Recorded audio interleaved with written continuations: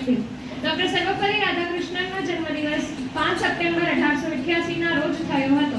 તેમના પિતાનું નામ વીર સ્વામી હતું, જે એક શિક્ષક હતા અને પુરોહિત હોવાની સાથે સાથે તે કર્મકાંડ પણ કરતા હતા। આમ ડોક્ટર સર્વપલ્લી રાધાકૃષ્ણનને સંસ્કાર અને શિક્ષણ બંને વારસામાં જ મળ્યા હતા।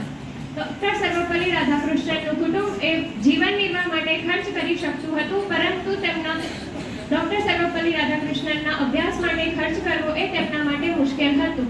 આ વાત ડોક્ટર સર્વપલ્લી રાધાકૃષ્ણન જાણતા હતા, આથી તેઓ વિદ્યાર્થીઓને ટ્યુશન કરાવીને પોતાના અભ્યાસના ખર્ચની વ્યવસ્થા જાતે જ કરી લેતા હતા। અભ્યાસ પૂર્ણ કર્યા બાદ તેઓ મદ્રાસની પ્રેસિડેન્ટ કોલેજમાં આસિસ્ટન્ટ પ્રોફેસર તરીકે જોડાયા।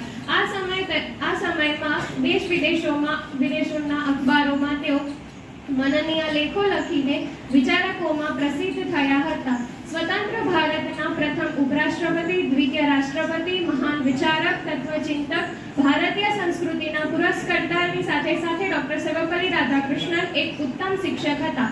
તેઓ એક આદર્શ શિક્ષક હતા। વિદ્યાર્થીઓ તેમને ખૂબ પસંદ કરતા હતા અને તેઓ પણ વિદ્યાર્થીઓને ખૂબ પસંદ કરતા હતા।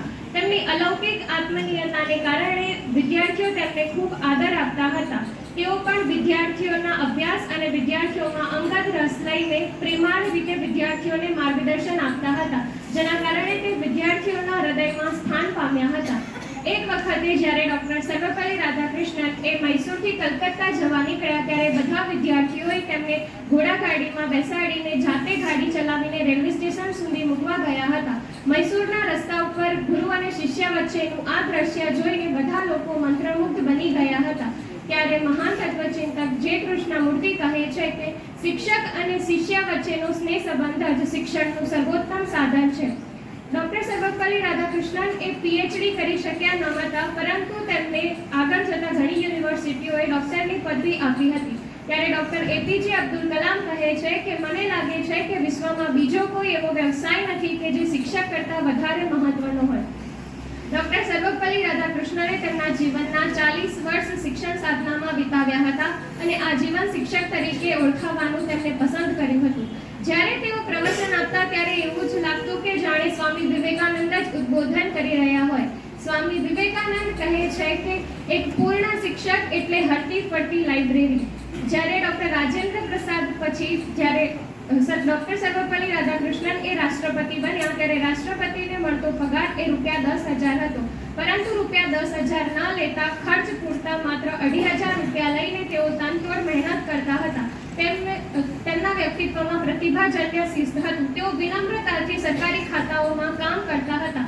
તેમણે પોતાના લેખન યાત્રામાં 150 જેટલા જ્ઞાનસભર પુસ્તકો રચ્યા છે અને તેમને 1954માં ભારત રત્ન એવોર્ડથી સન્માનિત કરવામાં આવ્યા હતા। આવી મહાન હસ્તીનું અવસાન ઈસવીસન 1915માં 87 વર્ષની વયે થયું હતું।